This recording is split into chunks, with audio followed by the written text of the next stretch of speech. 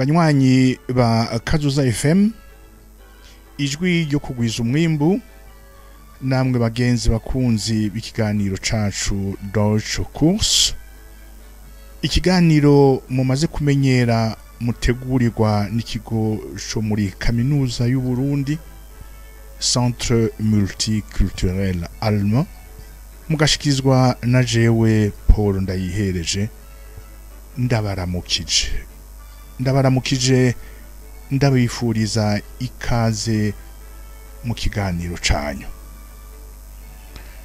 kuri uno munsi tugiye kubandanya twihweza ico bita muri structure grammaticale muri système grammaticale y'ikidagi ikintu bita modal verben.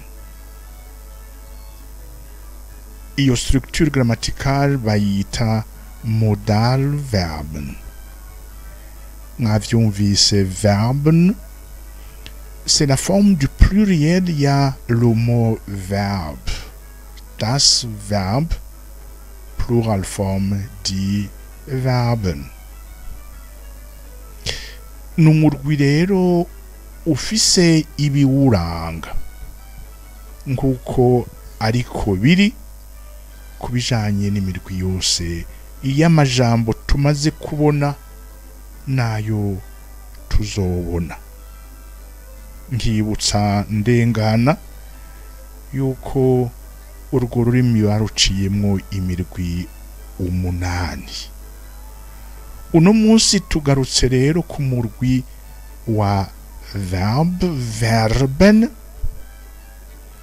mu murwi sous-groupe niko novyita modal verben.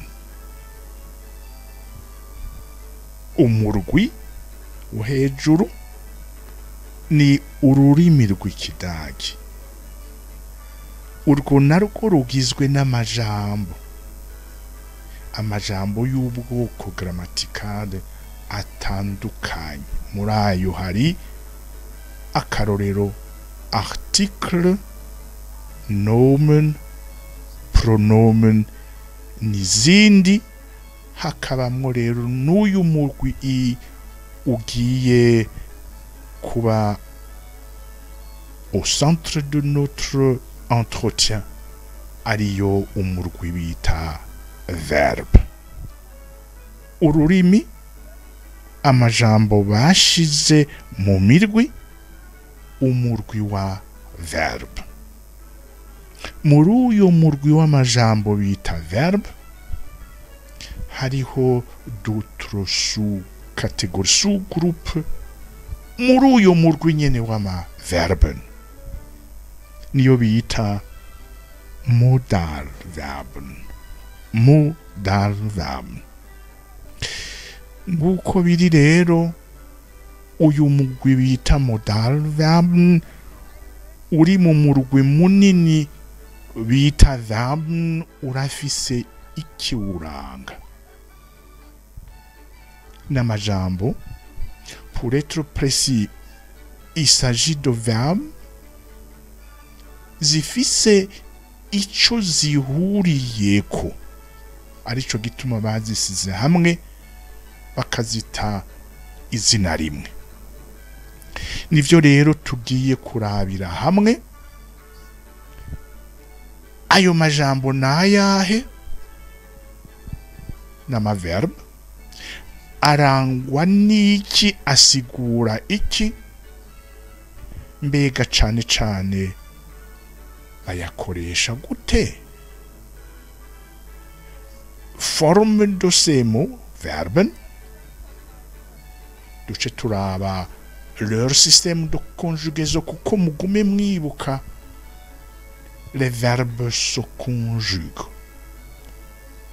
Die Verben werden conjugiert. Un verbe, un mot, pour avoir un sens et une forme, doit être situé dans un contexte. Donc, doit être conjugué. Turaja rero kuraba ingene ayo majambo izo verbe bita modal verbe ingene ziba conjuguées, donc leur système de conjugaison. Mu ntambwe ya kabiri turaza kwibukanya ico ijambo rimwe rimwe, un verbe imwe imwe yose isigura. Mu ntambwe ya gatatu turaza kurabira hamwe ingene ururimi rw'ikidagi rwifashisha ayo maverben. No kuvuga iki? Comment se positionnent ces verbes une fois qu'ils sont conjugués. Mu yandi majambo, une fois qu'ils sont dans un contexte concret. Zikora gute? Nivyo bita Wort. Stellung. Wort ni jambo, Stellung ni position. Comment ces mots ou les éléments constitutifs d'une phrase zirimwo un modal verbe ingene ziba agencé pour avoir et la forme et un sens grammatical correct. Ngizi ntambwe zitatu rero tugiye kuraba. Reka rero twibukanye ayo majambo, ces verbes qui constituent un groupe yayo izarizo. Aha ndabibutse yuko ari umurwi, un des rares groupes tuzi nizo tuzokwiga mu kidagi, aho umuntu ashobora kuvuga yemeza ati uyu murwi ugizwe n'amajambo angana gutya.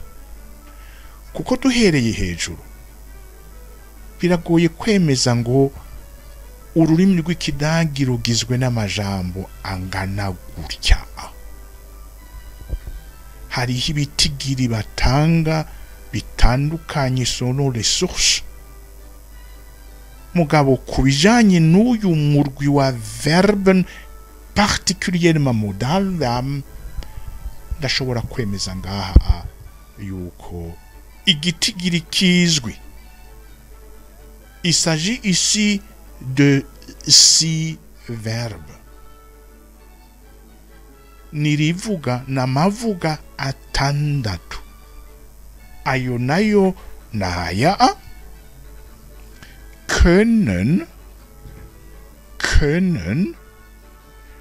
ni verbe imwe muri izo zitandatu. Können. Irindi rivuga rikurikira ni müssen.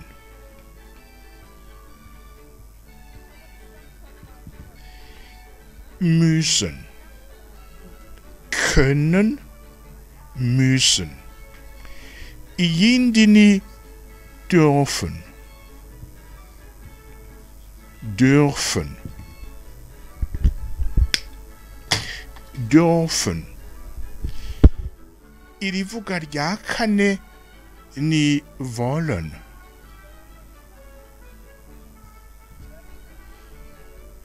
Wollen. Irikurikira ni sollen. Iyindi ariyo ya nyuma ni mögen. Au niveau de leur forme, ngizi rero za modal verben zitandatu zizwi izarizo. Können, müssen, dürfen, wollen, sollen na mögen. Ni zitandatu nguko nabivuze.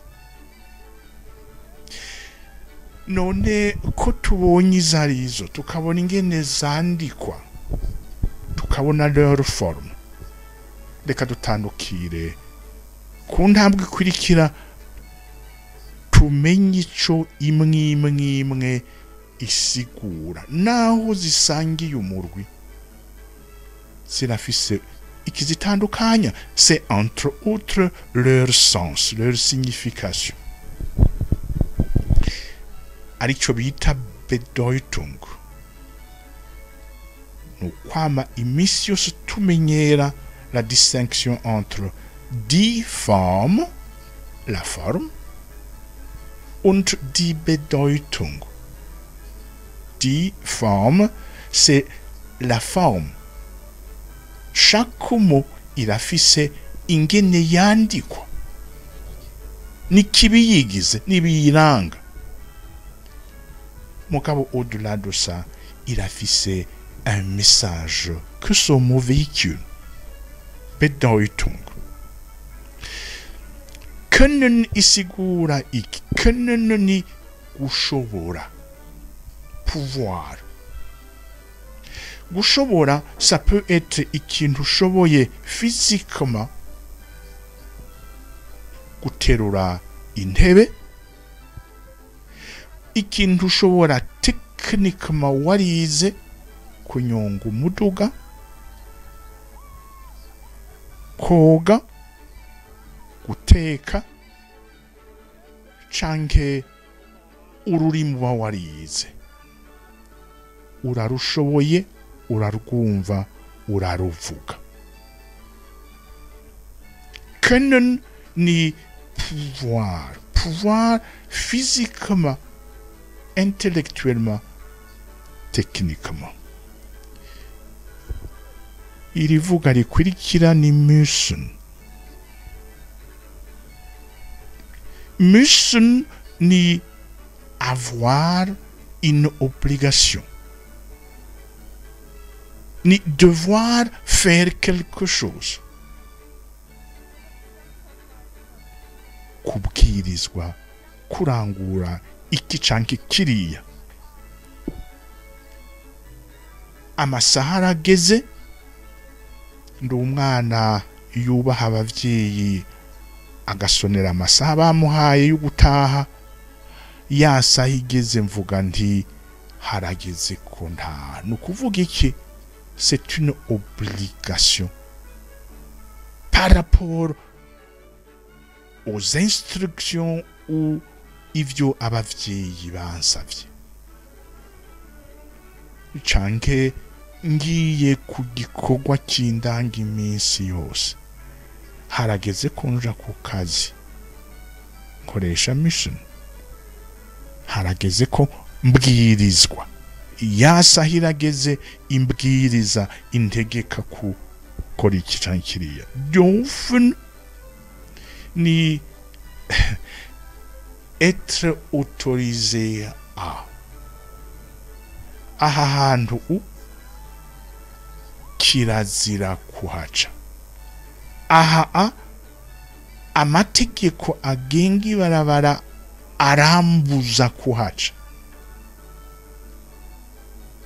Ich muss donc sinshobora kuharengana. Mugabo vyongeye ndabonye ahandi nshobora guca mbere ngomvye gushobora gusigaho umuduga. Harya kirazira, sintegerezwa kuhaca canke ko haparaka. Mugabo ngaha ndarekuriwe. Dürfen ni kurekurirwa kurangura gukora ikintu. Wollen ni ubushake, kwifuza. Ndifuza iki? Ndashaka iki? Sollen ni gihe ari impanuro. Impanuro iyo umuntu azi icyo avuga. Ngiye kwa muganga, muganga azombarira ibyo mbwirizwa gukora, ingene mbwirizwa kwitwara. Ndiko ndasubiramwo rero izo recommandation za muganga, sigwanje naho zindaba. Nzokoresha sollen kuko nicyo mbwirizwa gukora, ndakirangiwe n'ubizi. Canga kandi karorero, numvise inkuru mu radio canke nabibonye muri televiziyo canke nabisomye ahantu, nkaca ndagusangiza iyo nkuru. inkuru si rwanje, inkuru si rwanje. Ndiko rero nkoresheje iri sollen mba ndiko ndakubwira inkuru mugabo ko nzi iyo yavuye mugabo jewe je n'assume pas. Iba yitabayo ndayiguhaye uko nayumvise canke nayisomye. Iri vuga rya nyuma ni mögen. Mögen novuga ko ari un cas particulier kuko ishobora kuba modal verb, niyo tugire turabe nga, ishobora kuba n'ikindi, ishobora kuba n'ikindi de par sa nature, ishobora kuba ivyo bita full verb, no kuvuga ni irivuga ryikwije. Muca mwumva icyo ngomvye kuvuga ngaha yuko irivuga ryikwije dans le cadre y'ivyo turiko turi. Ngizi rero les 6 verbes bita modal verbe qui font partie du grand groupe de verbes ico zisigura. Reka turabe rero ingene basikonjuga kuko un verbe n'a de sens, n'a de forme que dès lors que il est conjugué. Reka rero turabe ahanini au-delà de leurs formes différenciées variées, leur système de conjugaison devrait attirer notre attention. Ehe namwe, ich kann, ich muss, ich darf, ich will, ich soll und ich mag.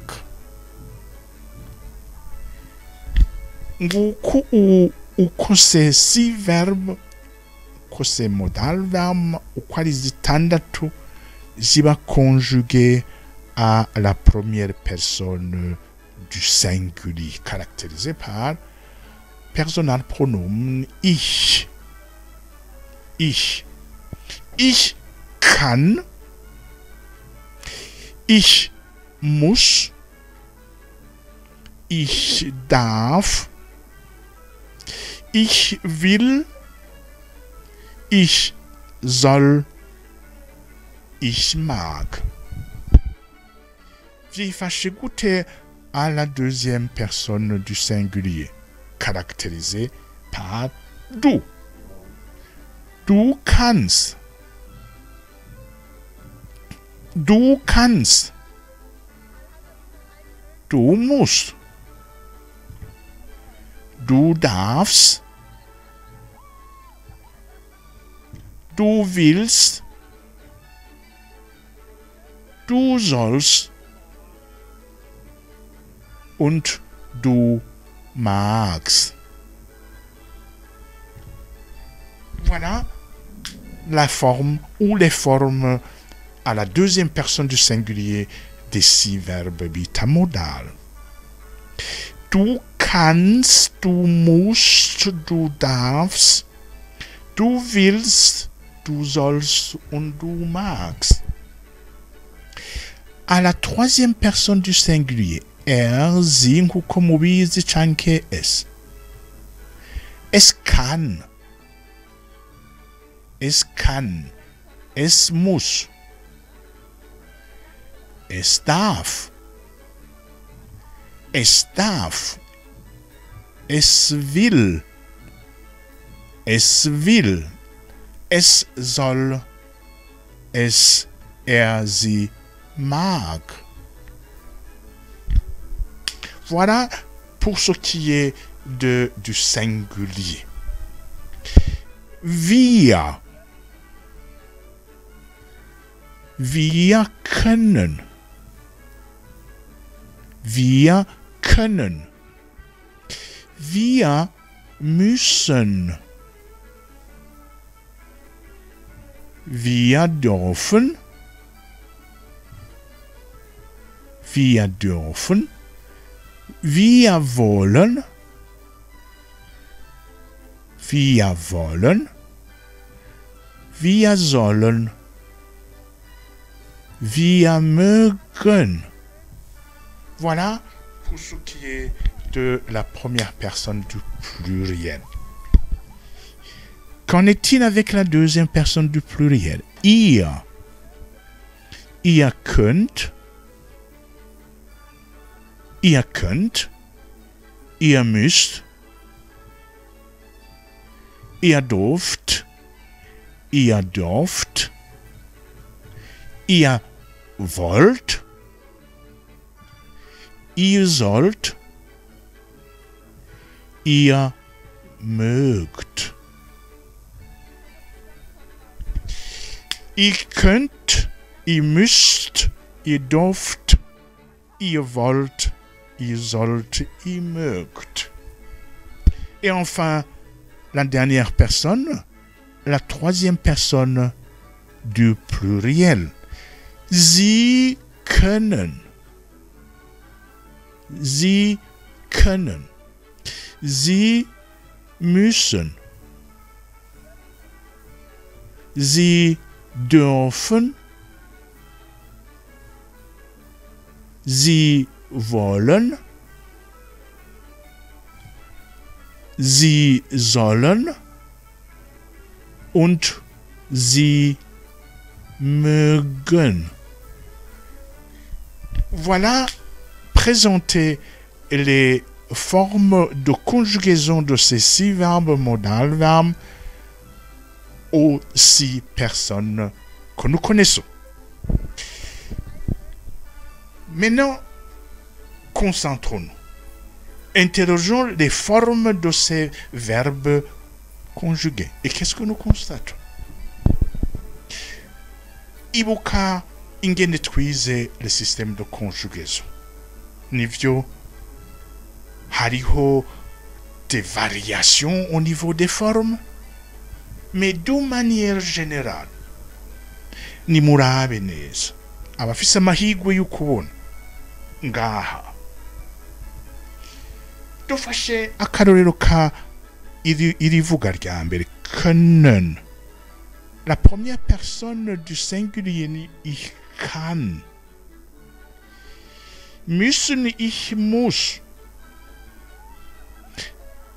Utabizi, udasanzwe wizi, nta kintu na kimwe ufatiye ku byo twari tuzi, ubonye iki kintu ich kann, ich muss, ich will, ntushobora kwiyimagina ko iki kintu ari une personne de conjugaison. La première personne d'un verbe yitwa können. Kuko ushobora kuba tante yukuvuga ich, nkuko tubona les formes zazindi zose zifise Stamm und Endung. Stamm und Endung. Urashobora kuba tante wibutse kommen, lernen, ich komme, ich lerne, sprechen, ich spreche. Urashobora guca ufata uti reka rero mfate la forme de Stamm, la racine, aba ariyo nandika. Donc urashobora kuba tante yo kuvuga ich kann, ich komme, hari et à la fin, qui est la caractéristique de la forme de conjugaison à la première personne du verbe kommen. Et renseigne que le verbe en question est conjugué à la première personne. No, nico kimwe no ngaha, müssen, puisque müssen ariyo la racine, le radical, urashobora kuba tanda ukavuga ati ich muss. Mugabo oya, ntuvuga ich könne, ukabivuga zoba ari kosa. Ich muss, oya, ntubivuga, canke ich dürfe, nikosa, ich wolle nikosa, ich soll nikosa, ich möge nikosa. Ngubu rero ubudasa nyamukuru.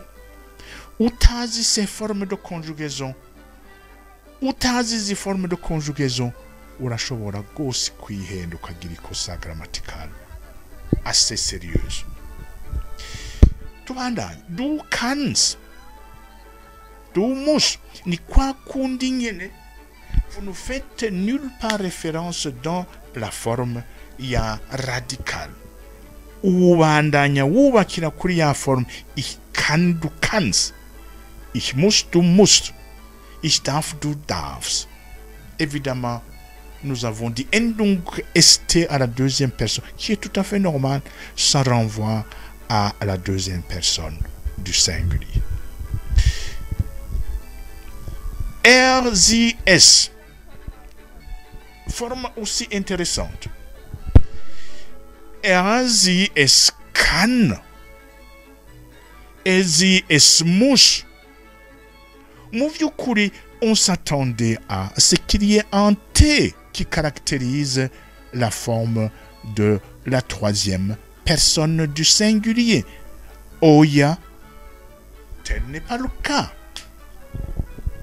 Ahubwo, nous avons une forme identique à la première personne du singulier.